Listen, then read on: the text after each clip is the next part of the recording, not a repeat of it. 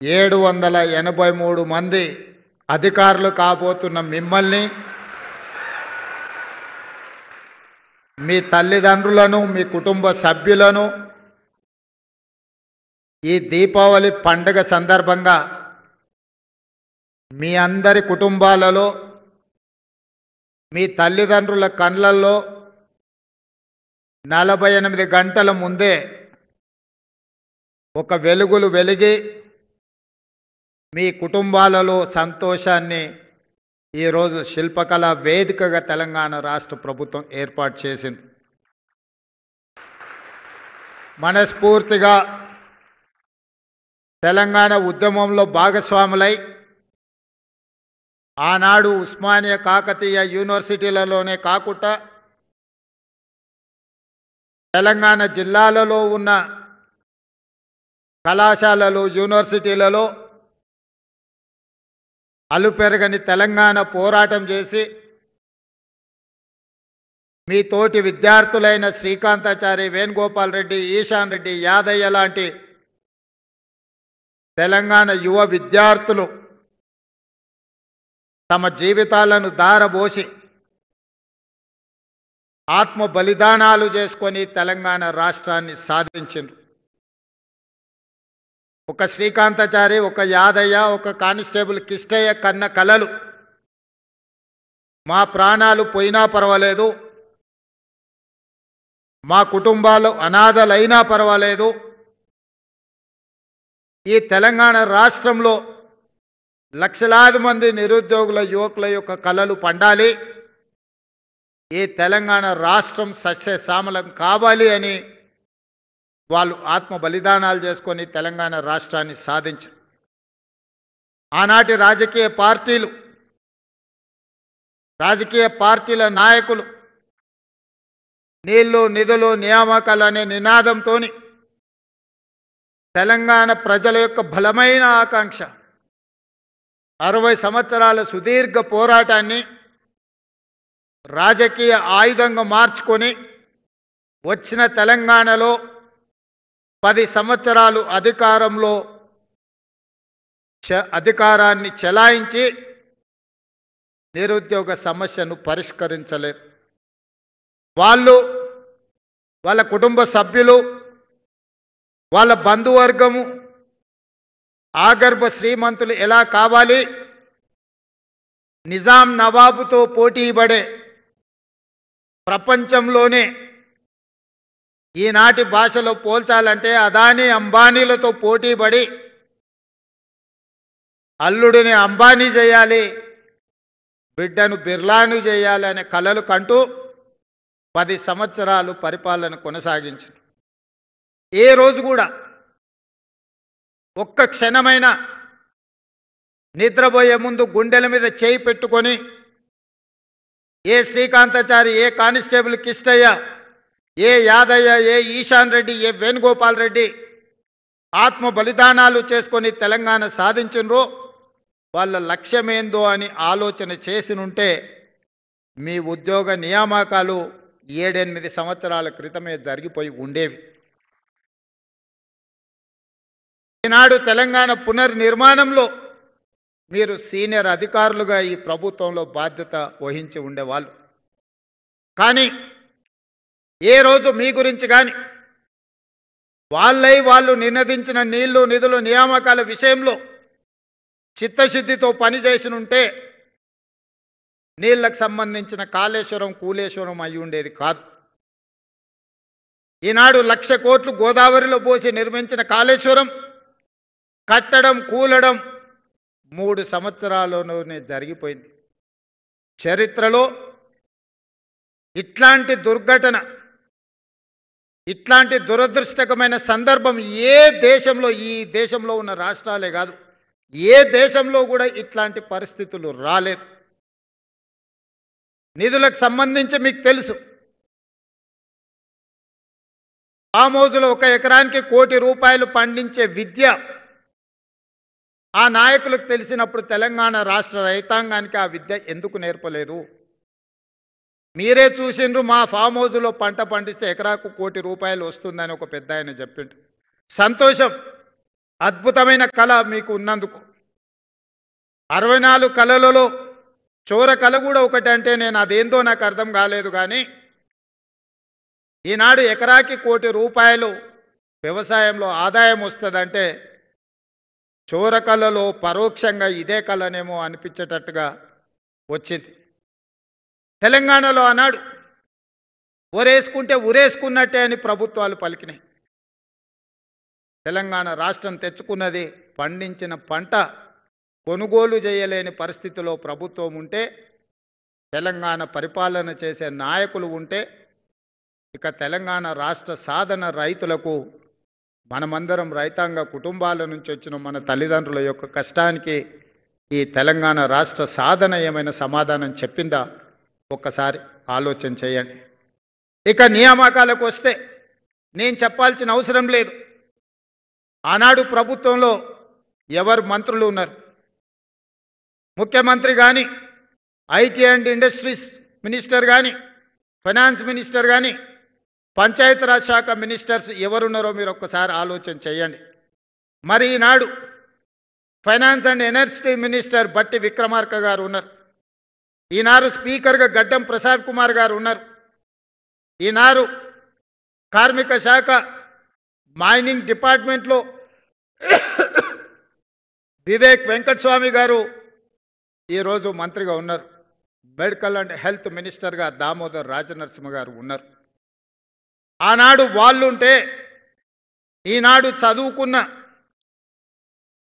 గ్రామీణ ప్రాంతాలలో దళిత వాడల్లో పెరిగిన బట్టి విక్రమార్క గారు, దామోదర్ రాజనరసింహ గారు, అడ్లూరి లక్ష్మణ్ గారు, వివేక్ వెంకటస్వామి గారు, గడ్డం ప్రసాద్ కుమార్ గారు, ఒక సీతక్క, ఒక కొండా సురేఖ ఈనాడు ప్రభుత్వంలో భాగస్వాములై ఒక విద్యార్థి నాయకుడిగా రాణించిన పొన్నం ప్రభాకర్ గారు ఈరోజు మంత్రిగా తెలంగాణ రాష్ట్ర సాధనలో పార్లమెంట్లో కొట్లాడిన పొన్నం ప్రభాకర్ గారు ఈనాడు ఈ ప్రభుత్వంలో ఉన్నారు.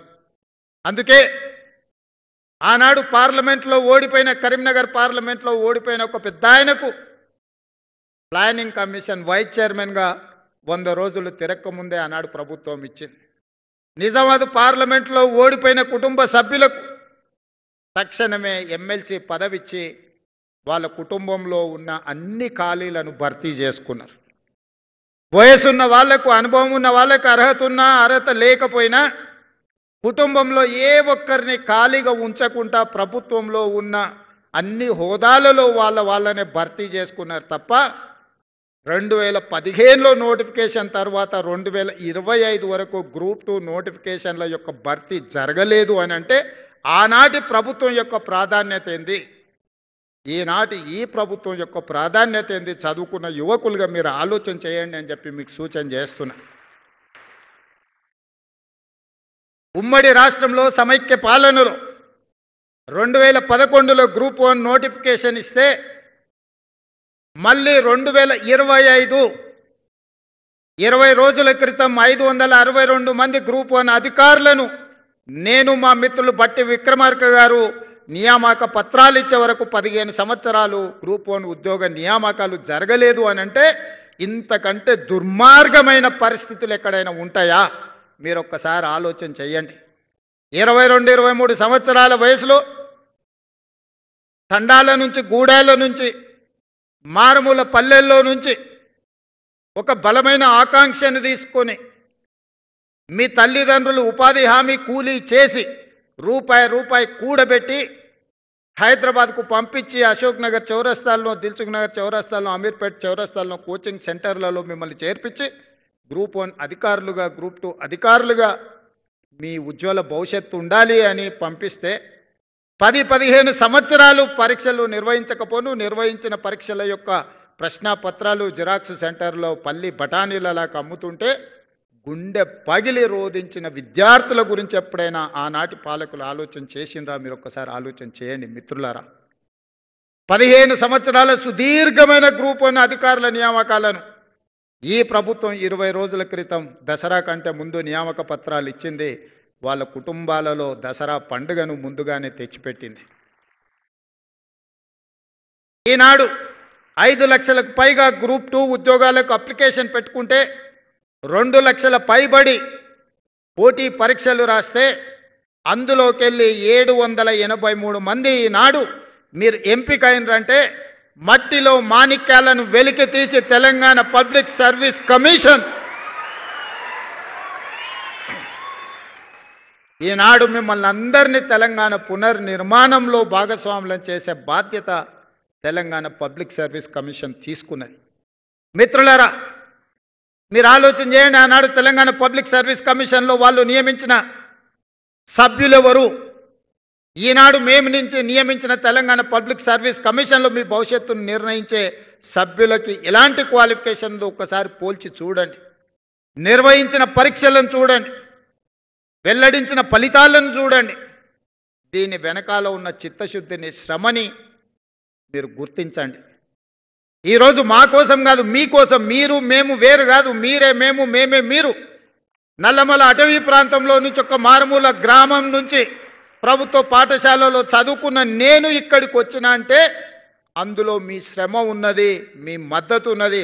మీరందరూ అండగా నిలబడబట్టి ఒక జిల్లా పరిషత్ మెంబర్గా, ఎమ్మెల్సీగా, ఎమ్మెల్యేగా, ఎంపీగా, పార్టీ ప్రెసిడెంట్గా, తెలంగాణ రాష్ట్ర ముఖ్యమంత్రిగా ఒక 15-16 సంవత్సరాలలో ఇక్కడి చేరి ఇవాళ ఈ శిల్పకళా వేదికలో వందలాది మంది అధికారులకు నియామక పత్రాలు ఇచ్చే హోదా వచ్చింది అనంటే మీ తల్లిదండ్రుల ఆశీర్వాదము.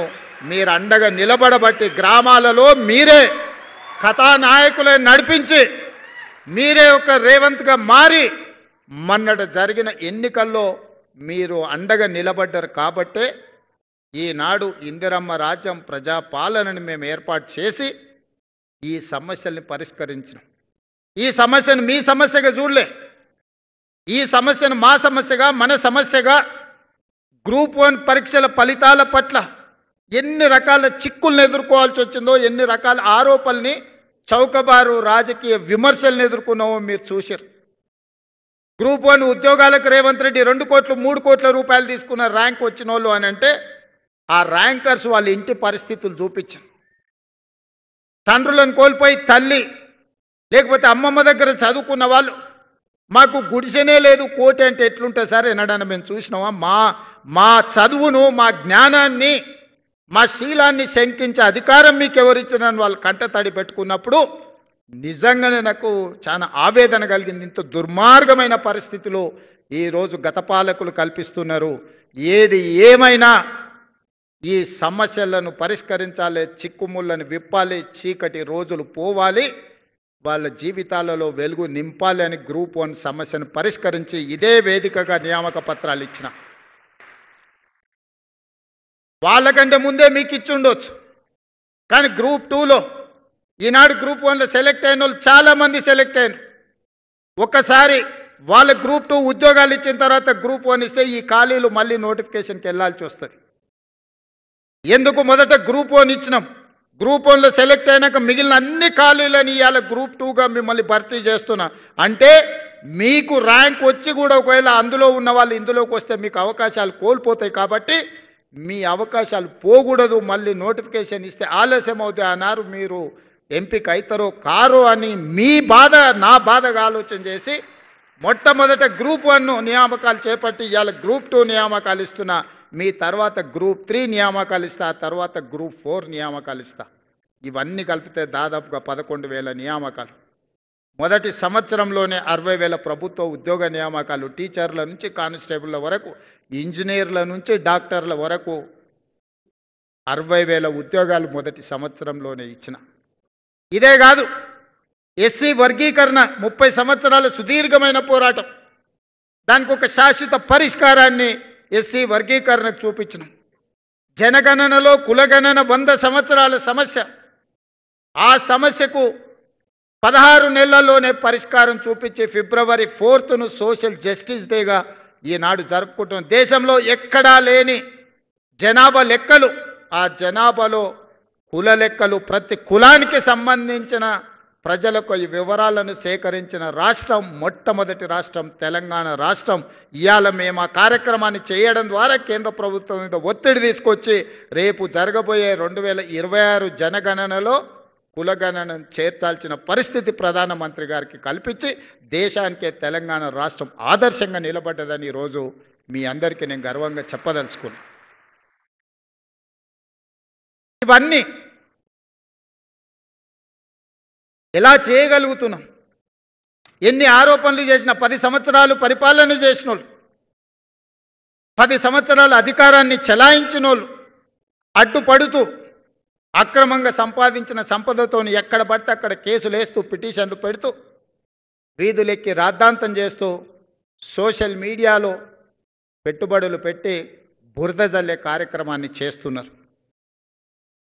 ఆనాడు ఎన్నికల కంటే ముందు మీరే బాధ్యత తీసుకొని ప్రచారం కల్పించి ప్రజలకు మేము చెప్పిన అంశాలను చేరవేసింది. అధికారంలోకి వచ్చిన తర్వాత అన్నకు అధికారం వచ్చింది, ఇప్పుడు మా అవసరం లేదని మీరు అందరూ అనుకుంటున్నట్టు ఉన్నారు. అది కాదు. ఈరోజు మన సమస్యల్ని మనమే పరిష్కరించుకోవాలి. మనం చేసిన మంచి పనుల్ని ప్రజలకు మనమే వివరించుకోవాలి.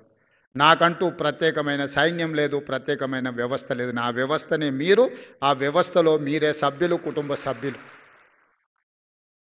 రేపటి నుంచి మీరు కూడా నిన్నటి వరకు మీరు సామాన్యమైన నిరుద్యోగ యువకులు మీ తల్లిదండ్రుల ముందు కానీ, మీ గ్రామ ప్రజల ముందు కానీ, మీ బంధువుల ముందు ఈరోజు నుంచి మీరు ఆఫీసర్స్, మీరు ఈరోజు ఆఫీసర్గా డిజిగ్నేట్ కాబోతున్నారు. మీ జీవితంలో మీ బర్త్డే మీకు ఎంత ఇంపార్టెంటో, మీ జీవితంలో ఈరోజు మీరు డిజిగ్నేట్ కాబోతున్నారు ఆఫీసర్గా.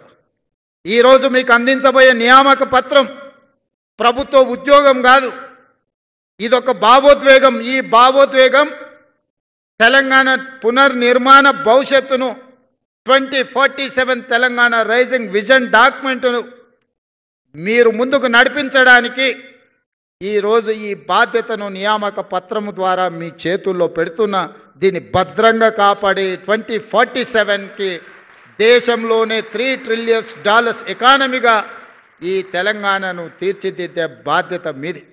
ఆనాడు నేను అధికారంలో ఉంటానో ఉండనో నాకు తెలియదు, కానీ మీరందరూ ఆనాడు అధికారంలో అధికారులుగా ఉంటారు. మీదే బాధ్యత తెలంగాణ రైజింగ్ 2047 విజన్ డాక్యుమెంట్ని ఈరోజు నిలబెట్టి ఆనాటికి కాపాడి $3 ట్రిలియన్ ఎకానమీగా ఈ తెలంగాణ రాష్ట్రాన్ని అభివృద్ధి చేసే బాధ్యత మీది. ఈరోజు మీకు ఇచ్చే బాధ్యత, ఈరోజు మీకు ఇచ్చే నియామక పత్రము, ఇది తెలంగాణ యొక్క బాధ్యతను మీకు అప్పజెప్తున్నాం. ఇది గాజు అద్దం లాంటిది, మీరు కింద పడేస్తే పగిలిపోతుంది. ఈరోజు తెలంగాణ గుండెకాయ సచివాలయంలో పనిచేయడమే కాదు, మారుమూల ప్రాంతాలలో మీరు పనిచేయబోతున్నారు. రేపటి నుంచి మా ఆడపిల్లలు అందరూ అత్తగారింటికి పోతారు, ఉద్యోగం వచ్చింది కాబట్టి పెళ్లి చేసుకొని. వాళ్ళ జీవితంలో అత్తామామలు వస్తారు. మరి అత్తమామలనే చూసుకోవాలి, తల్లిదండ్రులను చూసుకునే బాధ్యత లేదా అని మీరు అనుకుంటే, ఈనాడు తల్లిదండ్రులు కొడుకైనా బిడ్డైనా సమానంగా చూసుకుంటారు. మా ఆడపిల్లలందరికీ నేను సూచన చేస్తున్నా, మీరు అత్తగారింటికి వెళ్ళిన అమ్మ నాయనను మంచిగా చూసుకోండి, మీరు బాధ్యతగా తీసుకోండి.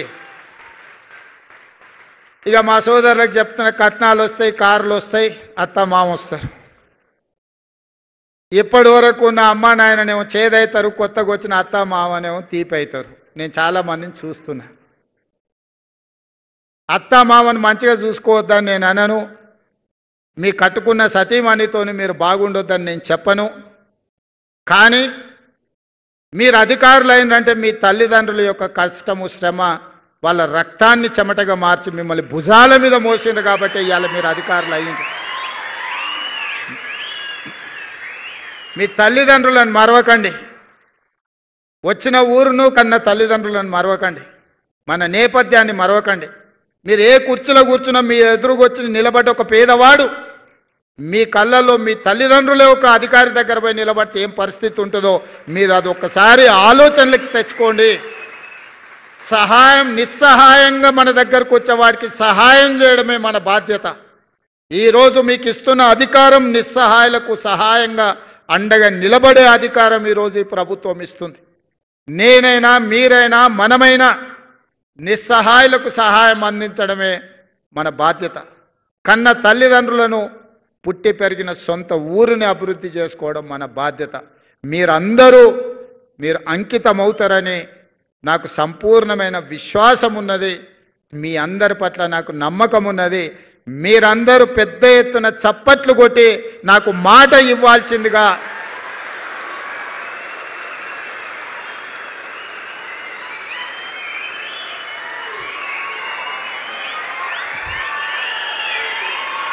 చప్ చప్పట్లే కదా కొట్టేసినాం. రేపటి నుండి సార్ చూడబోతారా అని మీరు అనుకుంటారేమో. తప్పకుండా చూస్తా. ఎవరన్నా తల్లిదండ్రులను చూసుకోకపోతే మీ జీవితంలో 10-15% కోత చేసి మీ తల్లిదండ్రుల ఖాతాలు వేస్తా. చట్టమే తెస్తున్నా. ఆ చట్టాన్ని మీతోనే రాపిస్తా. తల్లిదండ్రులను చూసుకోని వాళ్ళ జీతాల నుంచి 10-15% జీతంలో కోత విధించి మొదటి నాడు మీ అకౌంట్లో ఎట్లయితే జీతం పడుతుందో మీ జీతంలో నుంచి ఆడబిడ్డ అయినా మగబిడ్డ అయినా ఆ జీతం తల్లిదండ్రుల ఖాతాలకు పోయేటట్టు ఖాతా తెరిచి మీ జీతాలు మాత్రం అక్కడికి బదిలీ చేస్తా. అది చట్టం చేస్తా. ఆ చట్టం మీతోనే రాపిస్తా. సెక్రటేరియట్లకు ఎవరు వస్తున్నారు? రామకృష్ణారావు గారు, మనం ఒక కమిటీ వేయండి కొత్త ఆఫీసర్లతో ఆ చట్టం రాపిచ్చే దాంట్లో. మళ్ళీ వాళ్ళు మాకేం తెలియదు అందులో ఏముందో అంటారు. కాబట్టి ఇందులో నుంచి సెక్రటేరియట్కి వచ్చే ఆఫీసర్స్ ఎవరైతే ఉన్నారో వాళ్ళతోనే ఒక గ్రూప్ ఆఫ్ ఆఫీసర్స్తో ఒక కమిటీ వేసి బేసిక్ డాక్యుమెంట్ వాళ్ళతోనే తయారు చేయించండి. అప్పుడు మేం చేసిన చట్టం ఖచ్చితంగా అమలు జరుగుతుందని వాళ్ళకి నమ్మకం వస్తుంది. అదేవిధంగా గతంలో ఉన్న పరిస్థితిని ఒక చిన్న ఉదాహరణ ద్వారా మీకు చెప్పదలుచుకుని, ఎందుకంటే రేపటి నుంచి మీరు చూడబోతున్నారు కాబట్టి. త్రిలింగ దేశం అని ఒక దేశం ఉండేది. ఆ దేశానికి రాజు చంద్రసేనుడు. ఆ చంద్రసేనుడికి ఓ కొడుకు ఓ అల్లుడు ఉన్నాడు, రామసేనుడు హరిసేనుడు. రామసేనుడికి ఒకటే కోరిక, ఎట్లన్నా చేసి చంద్రసేనుడిని ఆ కృష్ణుడి నుంచి దొబ్బి కింద పడేసి అందులో కూర్చోవాలి. దానికోసం అన్ని రకాల ప్రయత్నాలు చేసిండు. ఇంట్లో అమ్మతో చెప్పించండు, భార్యతో చెప్పించండు, చుట్టాలతో చెప్పించండు, తండ్రికి ఎన్ని చెప్పించినా ఇంక ఇది జరుగుతలేదు. చూసి ఇక ఎక్కడ జరుగుతలేదని చెప్పి ఏం చేయాలని ఆలోచన చేస్తుంటే ఆయనకు హరికర వేణుగోపాలరావు గారని పెద్ద మనిషి ఎదురైండు. అయ్యగారు, ఎట్లా మరి నా కోరిక నెరవేర్తలేదు, ఏం చేయాలంటే, ఇట్లయితే కుదరదాయా, నువ్వు జర గట్టిగా తపస్సు చెయ్యి. తపస్సు చేస్తే దేవుడు ప్రత్యక్షమవుతాడు. ఇక నువ్వు దేవుని కోరుకుంటే మాత్రం నీ కోరిక నెరవేరేటట్టు ఉంది అని సూచన చేసిండు. సరే మంచిదని ఎత్తుకుతే ఆదిలాబాద్లో 1000 ఊడల మర్రి కనిపించింది. ఇది అయితే బాగుంటుంది తపస్సు అని. రామసేనుడు పోయి 1000 ఊడల మర్రి కింద కూర్చొని ఇక కఠోరమైన తపస్సు తంత్రాలన్నీ చదువుతుంటే ఇక మొత్తం త్రిలింగ దేశంలో ఉన్న అందరికీ నిద్రలేని పరిస్థితులు వచ్చినాయి. ఈ లోపల హరిసేనుడుకు పొన్నం ప్రభాకర్ లాంటి మిత్రులు చెప్పినా, మీ బావమరిదాడ తపస్సు చేస్తున్నాడు, కుర్చీ పోయేటట్టే ఉంది, మరి నీ సంగతి ఏంది అని. అమ్మ ఇదేదో ప్రమాదానికే వచ్చేటట్టున్నా. ఆయన కూడా ఆడికే పోయింది, ఏం చేస్తుండో బావమరిది చూద్దామని. చెట్టు కింద బావమరిది మర్రి చెట్టు కింద కూర్చొని కఠోరమైన తపస్సు చేస్తున్నాడు. బావ తెలియకల్లోడు, దేవుడు అనేటోడు పైనుంచే కిందికి వస్తాడు కదా ప్రత్యక్షమైతే అని మర్రిచెట్టు ఎక్కి మర్రిచెట్టు మీద కూర్చొని ఆయన కూడా తపస్సు కూర్చున్నాడు. వస్తా ఫస్ట్ నా దగ్గరికి వస్తాడు కదా, మనమే ముందుగాల దేవునితో మాట్లాడదామని. నిజంగానే మర్రిచెట్టు ఎక్కి కూర్చొని ఆయన కూడా ఇక కఠోరమైన తపస్సులు ఆయన భాగస్వామి అయ్యాడు. ఇక దేవుడికి కూడా నిద్ర భంగం కలిగి ఇలా సంగతి ఏందో చూద్దామని రానే వచ్చిండు. వచ్చేటప్పుడే మధ్యలో హరిసేనుడు కల్పించడు. ఏం భక్త చాలా తపస్సు చేస్తున్నావు, ఏంది నీ కోరిక అని.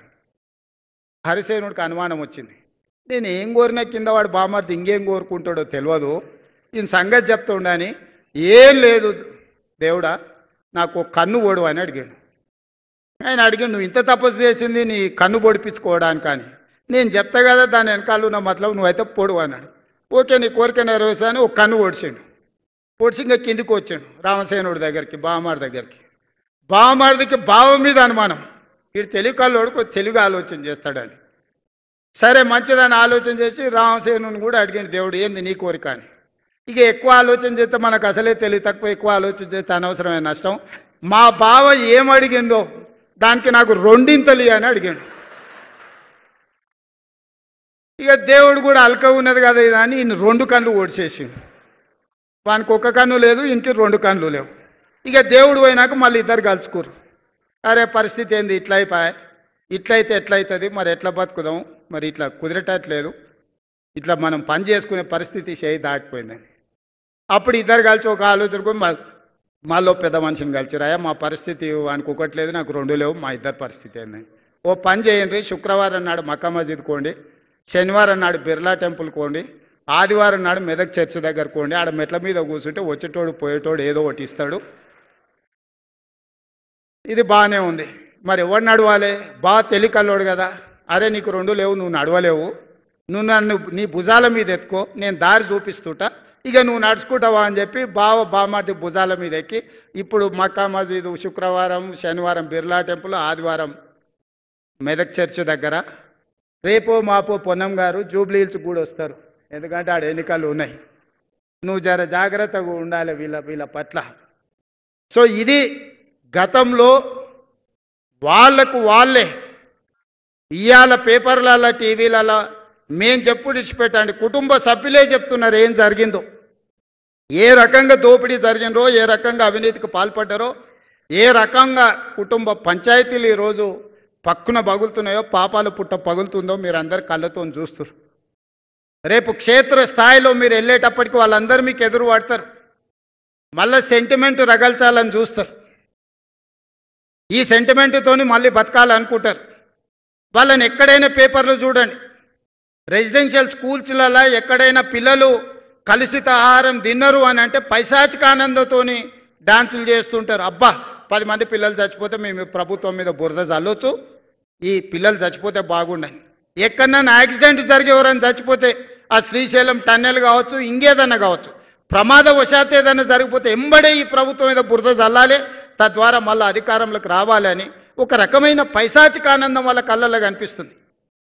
మాసాయపల్లిలో పిల్లలు చచ్చిపోతే చూడడానికి, బస్సు యాక్సిడెంట్ ట్రైన్కు గుద్దుకొని పిల్లలు చచ్చిపోతే చూడడానికి పోని కనికరం లేని ఈ మనుషులు పాఠశాలల్లో కలుషిత ఆహారంతో పేదోళ్ళ పిల్లలకు ఏదైనా ఇబ్బంది వస్తే వాళ్ళ పైశాచిక ఆనందాన్ని ఒక్కసారి చూడండి. ప్రభుత్వం చేస్తున్న అభివృద్ధి కార్యక్రమాలలో ఎక్కడైనా యాక్సిడెంట్ జరిగి ఎవరైనా కార్మికుల ప్రాణాలు పోతే వాళ్ళ పైశాచిక ఆనందాన్ని చూడండి. అందుకే ఈనాడు అధికారులకు మీకు సూచన చేస్తున్నా, ఇట్లాంటి ప్రభుత్వ పాఠశాలల్లో కలుషిత ఆహారం అందకుండా చూడాలంటే అది మీ చేతుల్లోనే ఉంది. ప్రభుత్వం చేస్తున్న నిర్మాణాలలో ప్రమాదాలు జరగకుండా చూడాలంటే అది మీ చేతుల్లోనే ఉంది. తెలంగాణను అప్రమత్తంగా ఉంచండి, కాపాడండి తెలంగాణను. తెలంగాణలో ప్రమాదాలు జరగొద్దు, ఏ కుటుంబంలో విషాదం ఉండొద్దు. ఈ పైశాచిక ఆనందం అధికారం కోసం తాపత్రయపడుతున్న వాళ్లకు మీరు గుణపాఠం చెప్పాలి. భవిష్యత్తుకి ఇది ఒక పాఠం కావాలి. ఈనాడు మీకు అందించబోయే నియామక పత్రం తెలంగాణ ప్రజల యొక్క బాధ్యత, 4 కోట్ల ప్రజల యొక్క భవిష్యత్తు మీ చేతికి మేము అందిస్తున్నాం. దాన్ని భద్రంగా కాపాడి ముందుకు తీసుకెళ్లాల్సిందిగా కోరుకుంటూ మీ అందరి దగ్గర సెలవు తీసుకుంటున్నాం.